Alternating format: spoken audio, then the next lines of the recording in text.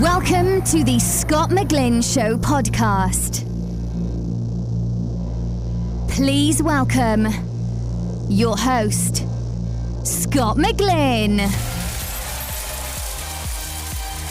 Welcome back, guys, to episode 2 of the Scott McGlynn Show, and I got two really big guests on for the show today. My first one, I'll be joined with Loren Green. She's been on MTV X on the Beach. She's a huge blogger.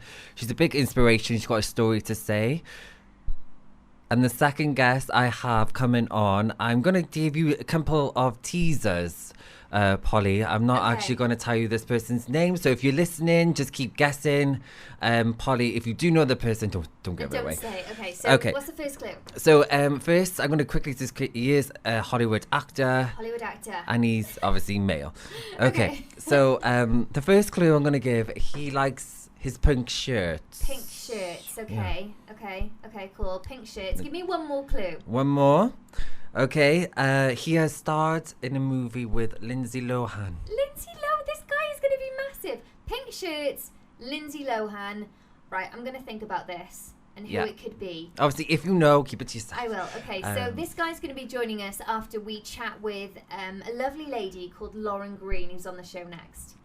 Yep, let's kickstart episode 2 with our first guest, Loren Green. Welcome to the show, Loren. Hi, Scott. Are you okay? I'm very well, Loren. How are you? I'm really good, thank you. You're doing my husky voice. We're getting over the flu we are here. I'm lying. You've been on a night out, really. Oh, I wish. It's I the wish. aftermath, isn't it? I know, right? Oh, babe, it's so good because we worked together last year for my website. I did a Q&A with you when I was there. And it's been nearly a year. I know. So I'm quite excited to see what you've been up to. And I know you've got a story you like to say as well for our listeners. Hopefully be able to help a couple of people out as well. But first, before we get all into that, so people know you from MTV X on the Beach. Yeah. Series 2? Yes. How was that experience? Like, how was it? It completely changed me. Like, it made me grow up so fast, and I actually realised like who I was after I come away from that show, because you go in and I was so naive. I'd never been away from home before, so I had no phone contact, nothing with my family or friends, and then I get thrust into this like crazy experience with massive personalities, and I was just like, what is going on? Like, I literally thought I'd got onto a spaceship and travelled to a different planet. It was crazy. Oh, babe. Well, you were my favourite on there, you know. And you know what? Honestly, babe, like, I've been in the industry for, like, over a year now. It's my second year. And you're one of the nicest people I've spoken to. Because we had, like, a nice friendship from... We worked together last year. So exactly. I'm just stayed in contact, you know, and we've... you're just like, you're the most loveliest person I know anyway. So cute, thank you. You're welcome, babe. Like, was it really like that intense being on the show with like massive characters and stuff like that for you? Yeah, I just felt like everybody knew what they was doing, and there was me who I think I cried like 80% of the time because I just miss home comfort. Like, I just didn't feel myself, and like, I know the show portrays, it's fun, everyone like has a party, but to get to that party stage, you had to do 10 takes, and then by the last one, you was like, Oh, so but like after all that, like, you'd be like knackered. Exactly. I was like, I can't even have alcohol anymore. Don't give any more. Like, the alcohol is so restricted, but I don't know, like, it's sort of stronger, if that makes sense, because I was drunk most of that time, but I wasn't drinking a lot, so I'm not sure if it was because I was in the sun, and the sun just intensifies that feeling, but it's just like one big hangover, and you wake up and you're like, oh my God, I've got to do that all again. But it was fun. Like, I did have some really good times, but it was just dramatic. Do you still speak to anyone from your series? I speak to Emily and Megan sometimes, and like, I always wish Jess well, because she's doing like amazing with the fitness range, and she's bringing out products and everything like that. But that's it really. Like, I don't really keep in contact with the rest. Like, we've all just gone our separate ways. Yeah. Like, it's just like interests me. Like, you know, like the ins and outs of it, because what we see on TV for like an hour, Yeah. You know, it might take you a day or two just to get that 1 hour show, you know, and it's just like interests me so Exactly. much. It's like it's 3 days. 3 in like days? It's 3 days in 1 hour. So, I mean, like, it looks amazing on TV. Like, I watch it all the time. Like, I'm a fan of it. But when you're there, it sort of takes that away because there's so many like safety precautions, and then you have to do your scenes and you're running in and you have to say certain things, and you're just like, oh, it's not like one big party as you thought. So yeah, I had a good time anyway. If you had the chance to do it again, would you? No, I wouldn't. No, you wouldn't. No, just checking. Oh, it's quite nice though, because you know that's what you're at the minute. That's like what you're well known for, but also you're a huge blogger. You was like, you know, you're on the finalist, right? UK Bloggers Awards. Congratulations, by the way. Oh my gosh, thank you so much. I know. And you know, because I blog a bit, you know. Yeah. You know, we have a lot of blogging friends, should we say, mutual friends, haven't we? And it was healthy competition, I like to say, because everyone's content's different, and you're amazing at yours. Oh, thank you. You know, all the girls and stuff like that. Everyone's, even though it's like a similar thing, as everyone's different, which is quite nice because like it's a healthy competition. But like when's like the final, or when is like the? It's in April. So April. So I got nominated in the photography content, which I was completely shocked about because I've only really just started taking that up and having more of an interest in it. But then when I looked online to see like who I'm up against, it's like they're like all professionals. They're like taking pictures of leaves with the sunlight on them, and here's me with my £12 Topshop top, and I'm like, oh my god. Oh, babe, your photos are amazing. I love them. Thank you. You deserve to be in that. Oh, so tell me a bit about your depression, because I mentioned earlier to the listeners out there, you know, that this is a big story for you, and you come out of it on the other side, you know, and I want you to tell me a bit about it. I mean, I've had it for such a long time, but I just never realised that it was depression. And then I finally went to see a doctor when I was about 16, and we went through like many years of tablets and counselling sessions, and I mean, it got to the point where I was on the highest medication you could possibly have. So I was literally at the point of like, this either needs to help me, or I mean, I felt like a lost cause in the end. So that's when I took the dramatic decision just to stop my tablets, which I don't recommend anybody doing. It can take like up to 2 years to get fully off them, but I just stopped them, and then I went on to X on the beach because I thought I just need a massive change in my life. So I think that was like a midlife crisis when I decided to do that, because it's just out of the ordinary.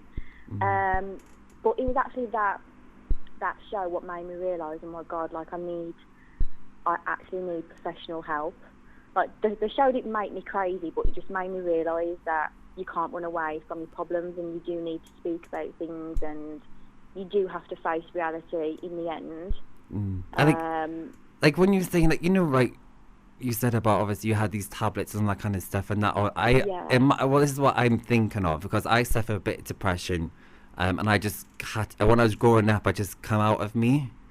And everyone's different, and I know that. But I know, like, if you have tablets and medication, all that kind of stuff, it only does half the job. So, you know, like, you know, you're blogging and things like that. Did that kind of get your mind off it a little bit? Yeah, it did. It did, because all my counselling sessions, there was like, well, you know, try going for walks, try going to the gym and stuff like that.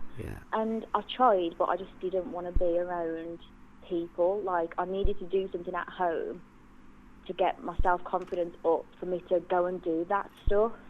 And I've been blogging for a while, but just sort of using it as an online diary, just talking about my feelings. That's amazing though, you know, because I know. you know, people look up to you out there, you know, and like obviously seeing as well on your website and the things you do as well, like, you know, you could be helping so many people out there. You just didn't even know from just writing a blog about it. Yeah. Exactly. You know, and that's a good thing, you know, and you know, like what I've done and what you're doing, you know, we're both want to help other people going through different things and stuff like that. And it's like, so that's the power of the internet, I think, these days. Is people can reload so many things just to help, because when like, you know, my book and all that kind of stuff I wrote out, like I didn't have the internet to like look up things or get advice or anything like that. Yeah. You know, it was just like teen chat or something, you know, which is like, so, you know, it was nothing privately or, you know, it was very different now. And it's just like, it's like amazing, like, you know, you've come out of it from the other side as well. Because you're such a lovely person, but I know what you mean when you say you kind of alienate yourself from people because you just want to be by yourself and you don't want to go outside. Exactly. You know, you don't want to like do your hair or do your makeup. You just want to be left alone, and I know what you mean. Yeah. I know what you mean by that, and it's but then it's just like one time I think, just even because I know you've got your little dog as well. You know, we love dogs. Yeah. You know, just taking a nice, so like a nice little dog walk. It's just like a first step, right? Exactly. And then just the smallest things what make a huge difference. You know, and I mean, it's just the support of my family, like, because I finally told them what I was going through, and I thought that they was going to be like, oh no, you're being silly, you're just having a sad day, but like, I've actually got the support what I never thought I'd had, which is really strange, but you know, it is just the small things, and just talking to people, whether someone asks if you're okay, and you're like, well, I'm not really today, and then just a 5-minute conversation, you're just like, oh my God, like I feel so much better. Yeah, I completely agree. Yeah. And there's some people, you know, people like online and things like that, because obviously you can chat to so many different people. Yeah. And you can talk to someone random you just met, and they're going through the same thing, don't even know much about each other. Like, you make yourself like each other happy, you know what I mean? Just giving that little bounce off each other, and that's what is the power of the internet. I keep saying it these days, but you know, it's so true. Like that's how I met like a lot of people online on Twitter and stuff like that, and Facebook and all those kind of things, and the girls on Instagram, you know, and just it's amazing because we're all big each other up. Yeah. You know, but before we go though, I just wanted to quickly check the listeners out there, if they don't know about your blog, I don't know why, you know, just if you let them know, what would they expect on your website blog? So my blog, I mean, it's mainly fashion and beauty at the minute, but sometimes like I do a little lifestyle post. So say I've got like my boyfriend and I's anniversary on there. I've got my little dog's journey, which is actually the most popular post. And I'm like, well, what about me? Everyone wants to know about my dog, and I'm like, oh. I know. Do you know what? This is why I hate on the dog walk. You know, because I got 5 dogs, but like when you go on the dog walk, and your dog is really, really cute. You know, they do look similar to one of mine. I showed you the other day. Yeah. But they stop about the dog. It's like, what about me? What about me? No, joking. Right. Right. So I actually have like another guest coming on, and he's a Hollywood actor. Just come in on this podcast as well, and I'm going to give you a couple of clues. I want to see if you know, because through this podcast I've been dropping a couple of clues here and there. Polly hasn't got it. But like, I want to see if you know it. Say it. Yeah, we're going to say it. Okay, she's telling me she's going to say it. Okay, so this is the first clue. Okay, hun? Okay, so this person hates the Burn Book. Is it Lindsay Lohan? Oh no, I said it was a man. Oh. Didn't I? I did say it was a man. Okay, Loren. So that's, well, you're kind of on the right. You're on the right path. Okay, so the second clue then is you might get it on the second one now. He loves his pink shirts. Oh my god, what is his name? What is so You got it as a boy, that's a good thing. Yeah. Okay, so you know who it is? Yeah, I do. Okay, describe the person then, and I'll let you know if you're right. Okay, he's the one who was in the Mean Girls toilet, and I can't remember what he said, but he was like, oh my god, I love you. Oh my god, I forgot his name. It's Daniel, darling, is his real name. Daniel. But honestly, he's going, be coming on this podcast as well, babe. And I've been dropping clues, you know, throughout the podcast, so I wanted to see if you got it straight away. I'm horrendous. I'm bad as well. Oh, babe, right, it was so lush speaking to you. Everyone just check out Loren Green on like all social media, on Instagram and Twitter. Please. get her on her blog. She's got an amazing blog, and she inspires me, and that's what keeps me going on my website doing the blog and stuff. So lovely talking to you, babe. I know, it's so amazing being on your show. Thank you so much for having me. Thank you so much, babe. I'll speak to you soon. Yeah, thank you, lovely. Take care. Bye, babe. Thank you so much, Loren, for coming on the show. Make sure you follow her on Twitter. It's at Loren Green, and check out her blog as well. She's just an amazing woman, and she's a very big inspiration to others. Oh, she was absolutely amazing, but I am very excited to find out who's on the show next. We've had the clue. So this guy likes pink shirts. He was in a movie with Lindsay Lohan, and he doesn't like the burn book. It's someone from Mean Girls, and I think I know. Is it Damien from Mean Girls? That's the one. Ah! Okay, come wait. on, we have to do this. I know, I can't wait to get him on. So guys, massive welcome to this guy. He's a massive inspiration. Welcome to the show, Daniel Franzese. How are you? I'm good. I'm a little upset, actually, that it's not a video call because I'm wearing a tuxedo. Oh, I'm so sorry. You dressed up for me today as well. I did. Oh, I'm so sorry. You could send us a photo, perhaps. Yeah, send me a tweet me a photo and just say... Okay, ignore the background that says Golden Globes. Oh, rub it in. Oh, okay, so it's like an honor to have you on my show. You know, like I've obviously, seen your work, and I just love you, like, from day one. It's like I'm honored to have you on here. Oh, I can't wait for this. Okay, so first I'm here. Let's do it. I know, man. I know. So, congratulations as well for your engagement for you and Joseph. Oh, thank you. We're very excited. I know. Like, I saw the video and everything. It's just like, oh, it was amazing, having it in the coffee shop where you first met. I was like, oh, that's so cute. Yeah, the video is so crazy. I mean, I just videotaped it for prosperity. I didn't know that it was going to be like put out there. Like, I put it online, but it has 17.2 million views since July. It's crazy. I know, like, it's like amazing because, like, I'm kind of one of these people as well. Like, I'm very sentimental, so things that happen in my life, like me, I got a partner, his name's Justin, and like we've been together for 6 years, and we go back where we first went on like a little date, and every year, and it's just like always, it's got that meaning, We're really mushy kind of people too. We're sentimental. So, oh yes, I'm mushy. That's the exact spot that we met in. So it was nice. It took a lot of tricking to get him to stand in that exact spot and not acknowledge that fact. And, just what did you order that day? What coffee did you order? I just want to know that one. What coffee? I didn't order anything because they gave us an empty cup that said Mr. and Mr. Franzese, and it had the ring inside. But he orders his special thing. I mean, I love him and I know so much about him, but I could never get his Starbucks order right. He's very particular. Or maybe no one spells your surname right. Probably, because I always get that all the time. No one can spell my surname. I know, I have a difficult one. He's actually taking my last name, so he's going to have to be dealing with the rest of his life of it being mispronounced too. But, maybe we'll just put it on the map a little harder and let everyone learn how to say it. Yeah, I can't wait. I better get an invite to this wedding now. Speaking of the weddings, though, is it going to be like camp? What's it going to be like? Come on. Our wedding? Yeah. Well, we're taking some time because my sister's engaged, so we don't want to step on her train. So we're letting her have her wedding.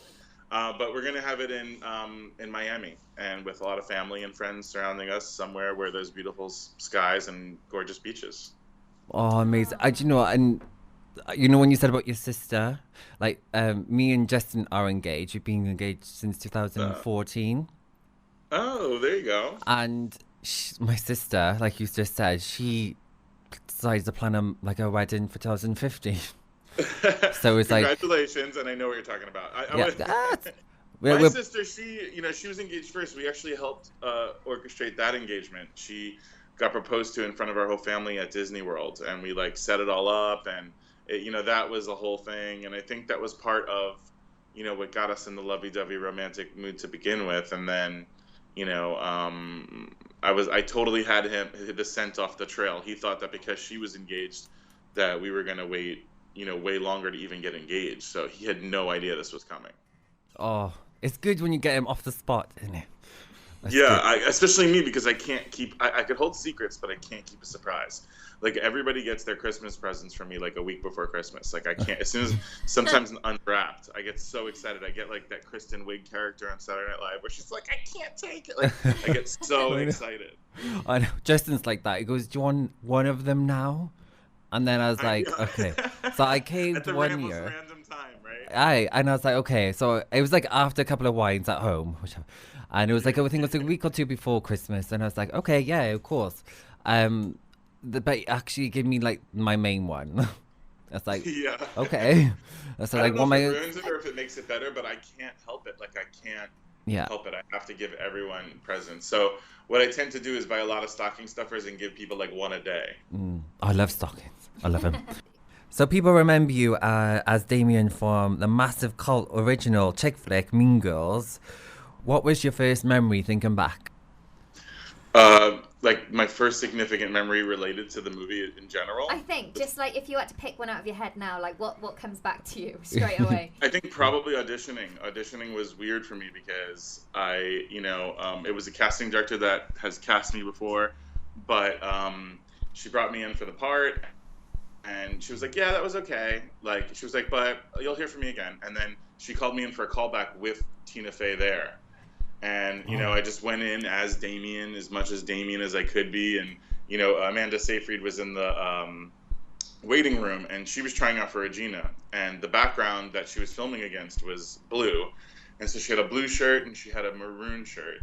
And she was like, which one should I wear? And I, from the background, I was like, I'd go with the Merlot, And they all turned around and looked at me and laughed. And then when I came in, Tina was like, I thought you worked here. I thought you were behind the desk. Like, we love you. Okay, now I'm ready. So I felt really confident to do a good audition because of that. They didn't know that I was auditioning, and I did my audition, and according to the director, Mark Waters, it was okay, but they flew me in anyway to do the table read even before I had the part. And at the table read, I really kind of slayed it and got the part there in the room. So.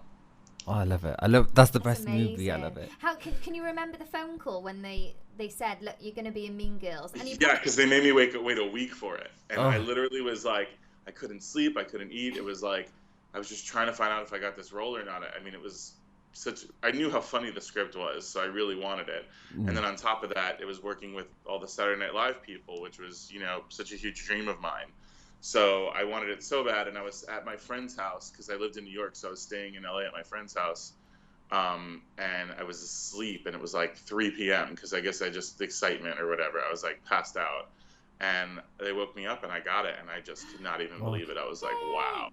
Yeah. Well, we're glad you had it too, Yeah, me too, I'm really excited about that. Like, how does it work in Hollywood, though? So you have your audition. Like, how long is like the wait in between normally to know you had the part? I auditioned in like May at first, and then I forgot about it, and then they hit me up. Well, maybe it wasn't May, but I auditioned in the summer, and then I didn't hear for months about it, and I thought it was over. And then they called me for a callback. I guess they looked all over. I mean, I know the behind-the-scenes story now. That I know the whole creative team and everyone, but they were really looking for someone to play this part, and they looked in Toronto and LA and New York and all these different places, and they couldn't find the right person, and they were afraid I was a little too old because I was 26 playing 16, and then I went in, and Lauren Michaels, I made him do like a spit take. He spit out his water when I said some of my jokes. I just was really ready. I was like, someone thinks I'm old, I'm gonna look young. Who doesn't like me in this room? I'm going to make everyone like me. So I make eye contact with everyone and try to throw a joke to at least everyone one at a time. And, I really worked for it. So I have one question about when I was doing some research with Scott about yourself, Daniel. It said on your page that actually you came out as gay in 2014. So right. that means that you were playing obviously this gay character, but you weren't out publicly. So how was that? Even on set, it was weird. I was trying not to, let people know that I was gay. I was nervous because I knew playing the gay character. I wanted to play a gay character that was really forward moving. In retrospect, of course, I wish I would have just come out right at that time. But I was being told by everybody. By many people, not everyone, but many people, my reps and casting directors and people that would like to keep it under wraps. So even though at the time I was, shortly after I was dating somebody, we pretended we were best friends. It was like very private because I was experiencing a glass ceiling in casting. Like I would audition for a role, or I would go up for a role, and they'd be like, yeah, we don't want to see him for the part. And I'd be like, and my reps would be like, but why? He's perfect for this role. And they'd be like, yeah, we want a man's man, and we don't think that Daniel's the right fit. And everyone just thought that I was going to be like, flamboyantly gay because I played that part, and weren't seeing me for anything else except for gay roles.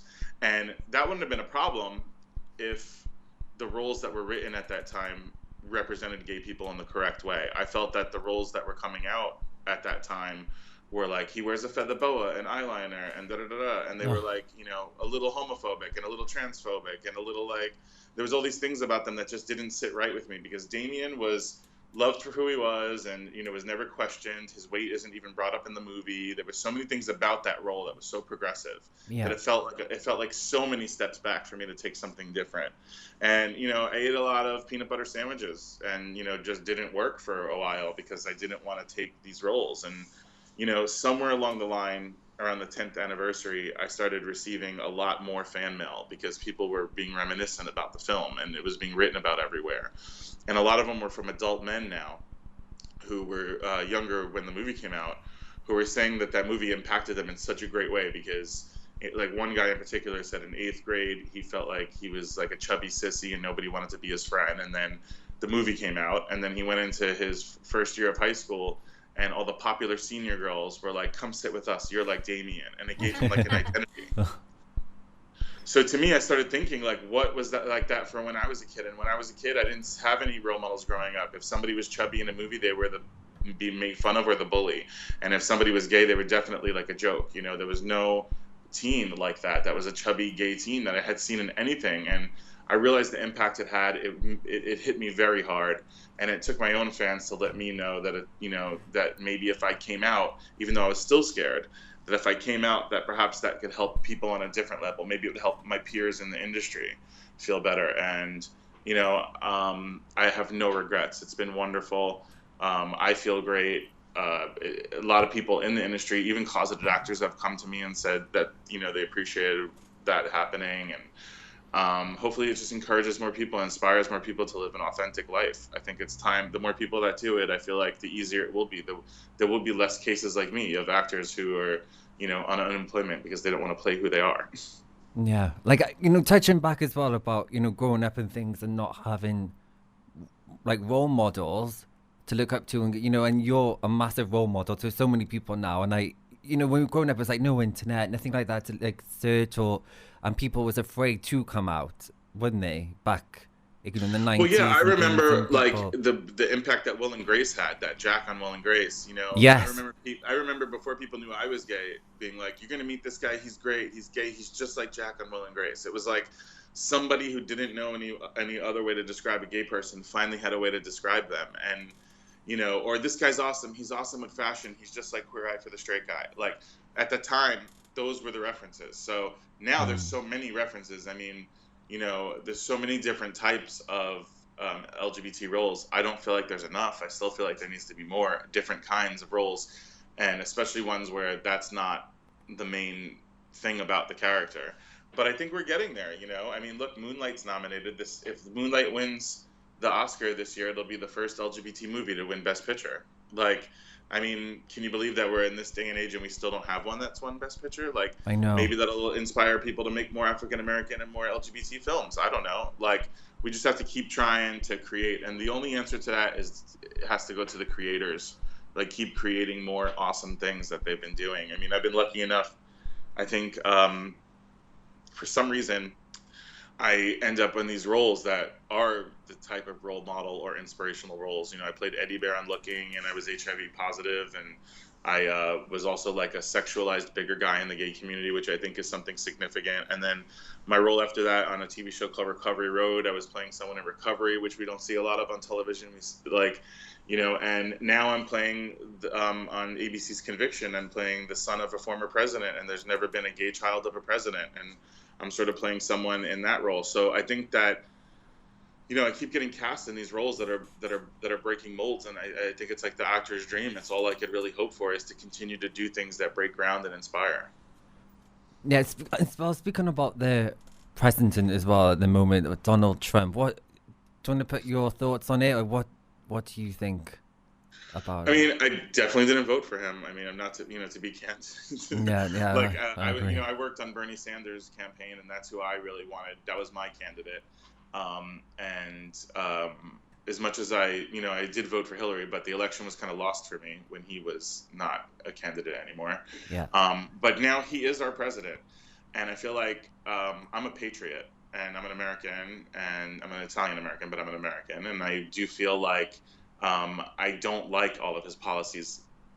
Obviously, I don't think many people do, but I will hopefully, as with him being president. I go to Washington once or twice a year on behalf of AIDS United and Elizabeth Taylor AIDS Foundation, which I'm now an ambassador for, and I hope to one day meet with him and be able to discuss what people need for LGBT issues across the board, not just HIV, which I speak upon a lot, but also for teen suicide prevention and for other legal issues. I'm going to always be a vocal person in the LGBTQ community, and hopefully he'll listen.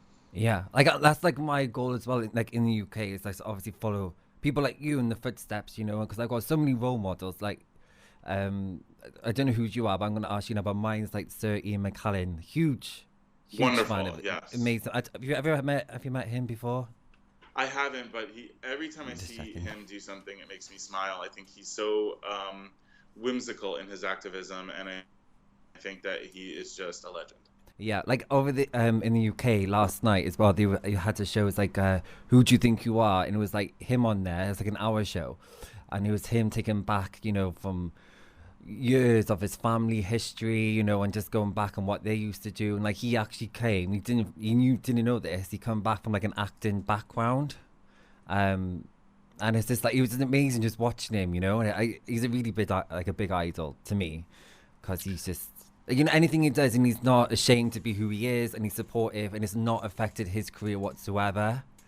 I know, but we still yet to have a Best Actor Oscar for a person who's LGBTQ. So, or there's only been the only people who have ever won Oscars that are LGBT won them before they came out. So, I would like to see someone like him win. At some point, and play a role that he'd be nominated for. Like who's your idol right now?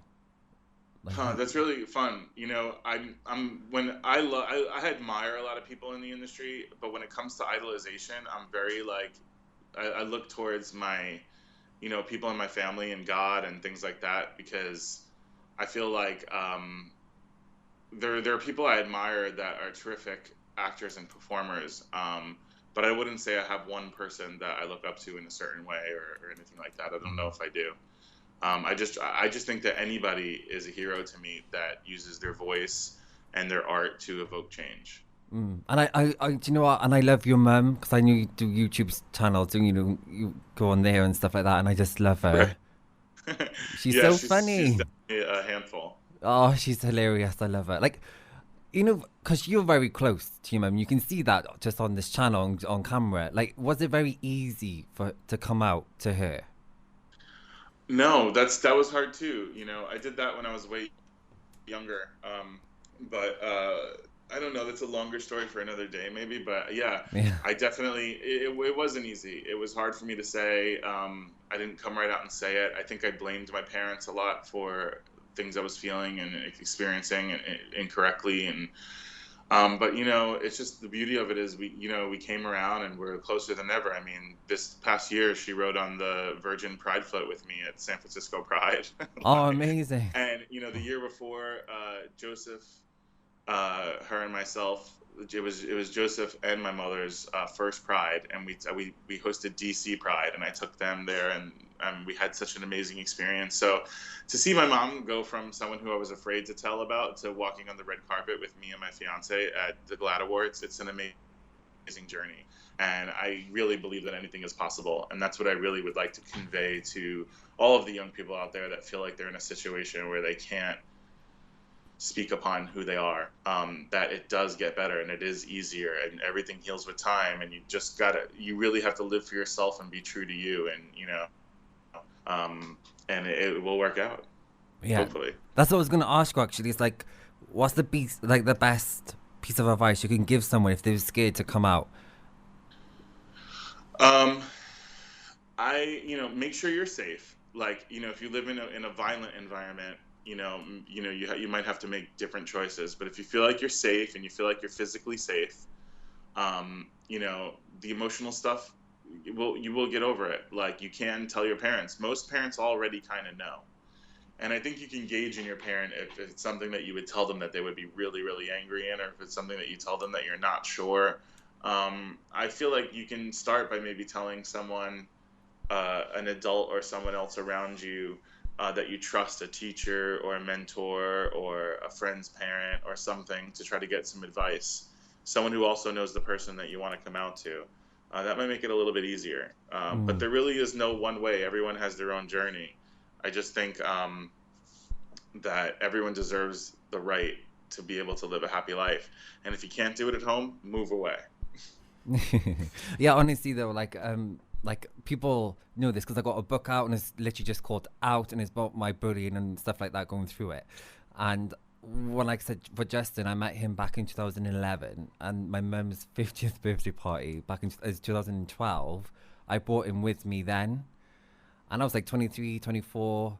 And you know, when you touching what you said about, parents, they kind of know, they got a feeling, okay, he might be, and I officially haven't said, Mum, Dad, I'm gay. I haven't said those words. I literally just bring him along to me to my mum's party.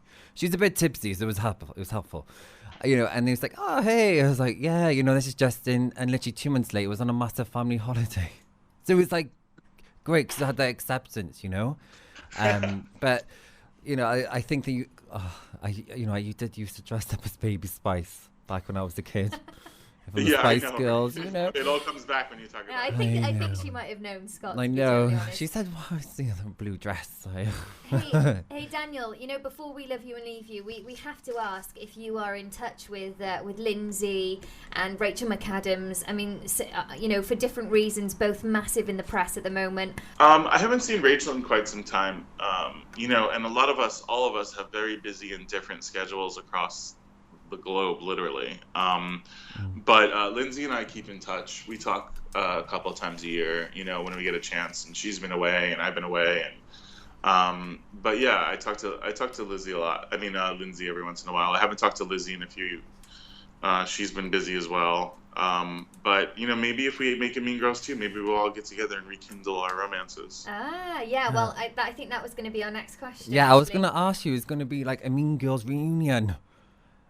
There's so much talk about it. Everybody always asks. I'm down. I know that everybody pretty much has said that they would do it. I think the only real holdout on it is Tina Fey. I mean, she would have to write it because it would have to be really good. Or if Paramount found someone else that they thought was really wonderful, that could write it. I think people would still consider it. But if Tina were to say, I'm going to write this, everybody would follow. So I think the person to bother is her. And you know what I want? If they do it, right?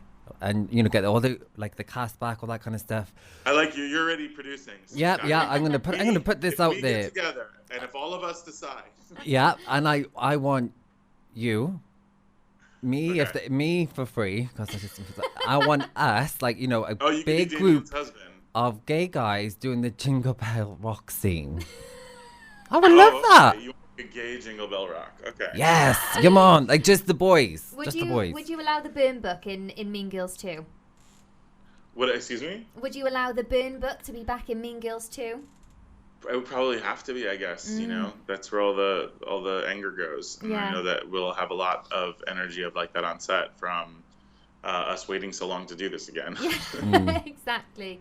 Oh, well, it's a huge honor to get you on here, Daniel, honestly. And you're a massive inspiration to me because I grew up watching Mean Girls, as well. Well, it's a pleasure. And Scott, thank you for being a voice for the LGBT community on your own right. So it's really nice to have another person out there spreading the good word. Oh, thank you so much. I'm trying my best. Let's check. But honestly, yeah, I'm gonna just get that voice out there as much as I can and just get people like What's you. What's your fiance's name? Justin. Justin, congratulations to Justin and Scott. Oh, he's gonna hear that. He's gonna faint. Because I was saying, I'm getting this amazing guy because before we go actually, because he's a big fan. It's a good movie, and I like it as well. Spit on Your Grave, because you was in that as well, right? Yes, yeah. As the bad guy, there's one of the bad guys. Stanley. And he loves that movie. And it's like I was like, it's not the one. I was like, yep, that's him. It's that's funny Daniel. when I met Joseph, he never saw Mean Girls, but he saw that movie. Oh, Joseph. Well, he can be in the sequel with us as well. Okay. Okay. Well, my character, no spoiler alert, but my character dies in that movie, so I don't know how good I'll be in the sequel. No, the sequel of Mean Girls. Oh, okay. Yeah, he can join us on stage. We just need one more guy. We'll see. We'll see how it goes.